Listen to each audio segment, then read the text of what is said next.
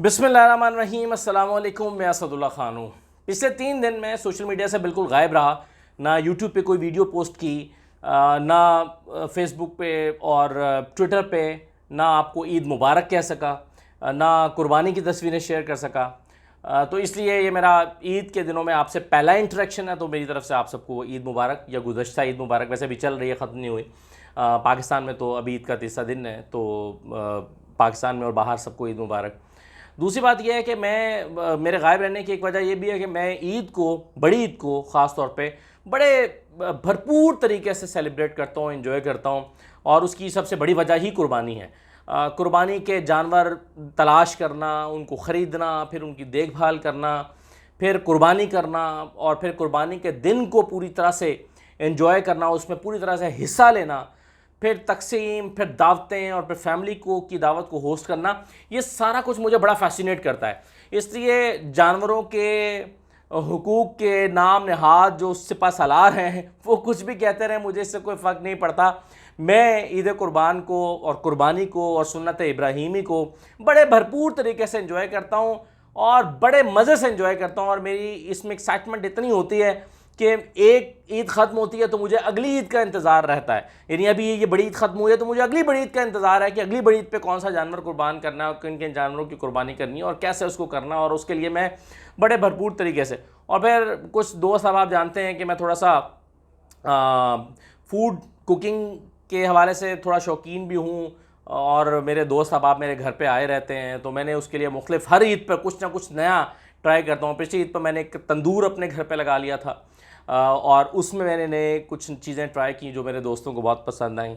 और इस ईद पर मैंने एक बड़ा तवा जो है, वो टकाटक जो तवा होता है, वो मैंने अरेंज करवाया, और उस पर अब दोस्तों की दावतें शुरू हैं।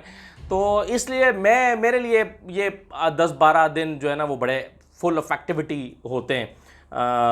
तो मैं पिछले 3 दिन उसमें बिज़ी रहा, तो मैंने सोचा थोड़ी सी तमहीद बांध के आपको ये बता दूं। 3 चीज़ें मैं आज इस वीडियो में, ईद के बाद की जो पहली वीडियो है उसमें आपके साथ शेयर करने लगा हूँ। एक तो ये कि ईद के जो 3 दिन थे उसमें 4 शख्सियात तनकीद की, बड़ी सख्त तनकीद की जद में रहीं। वो 4 शख्सियात कौन थी और वो क्यों तनकीद की जद में रहीं, एक तो मैं सबसे पहले आपके साथ ये शेयर करूँगा।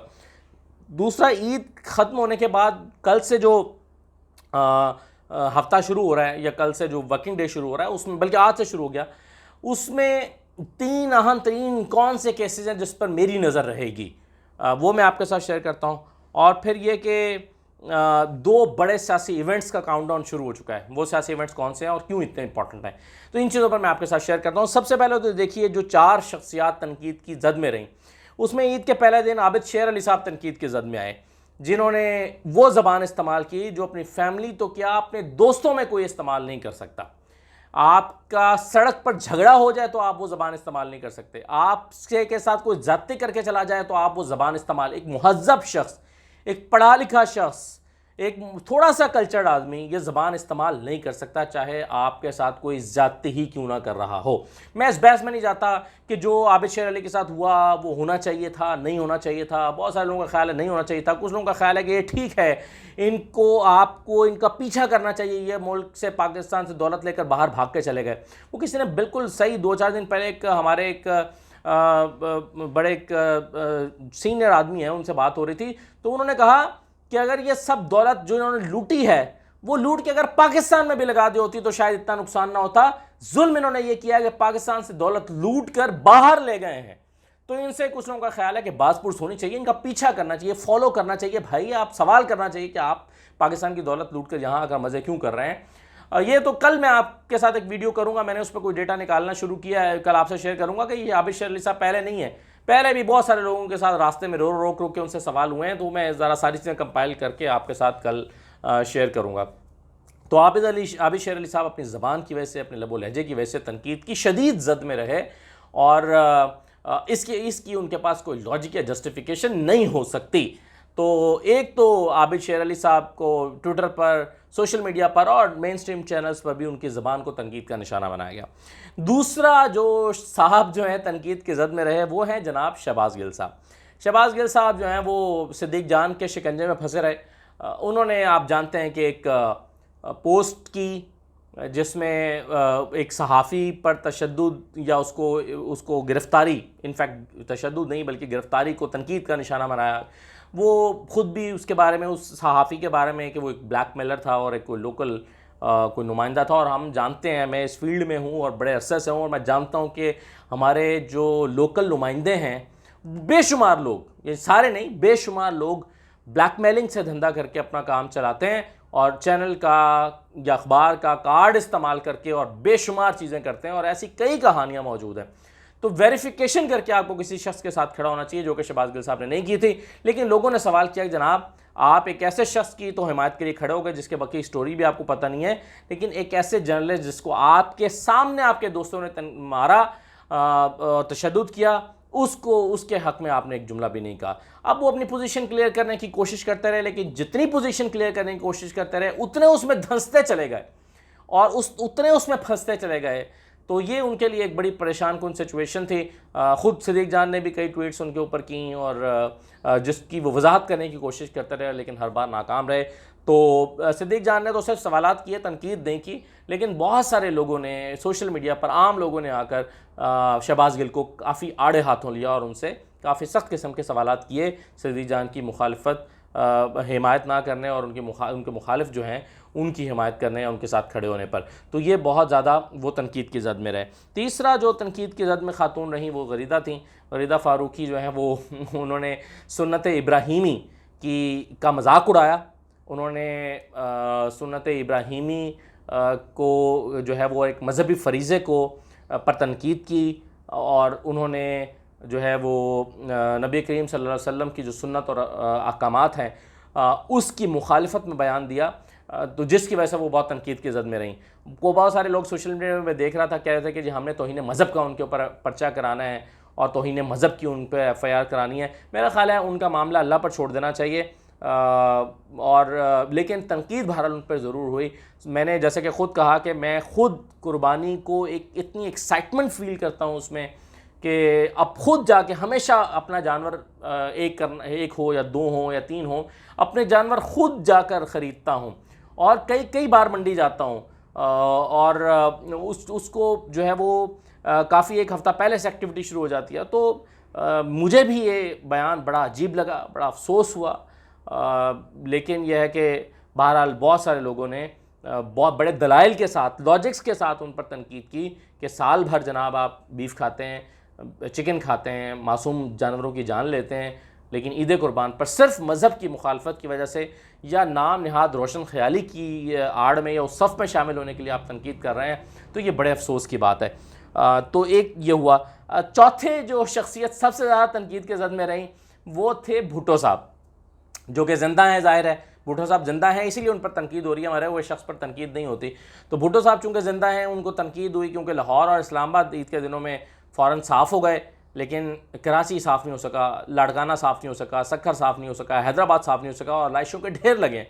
और दुआ भुट्टो साहबा ने एक तस्वीर शेयर की जिसमें कचरे के ढेर पर जो के बराबर में खड़े होकर लोग सफ़े बिछाकर नमाज़ पढ़ रहे हैं, गंदगी के ढेर पर नमाज़ पढ़ रहे हैं, ईद की नमाज़ पढ़ रहे हैं। वो तस्वीर बहुत ज़्यादा वायरल हुई, उस पर बहुत तनकीद हुई पीपल्स पार्टी पर, भुट्टो साहब पर, और भुट्टो का नाम ले लेकर तनकीद होती रही।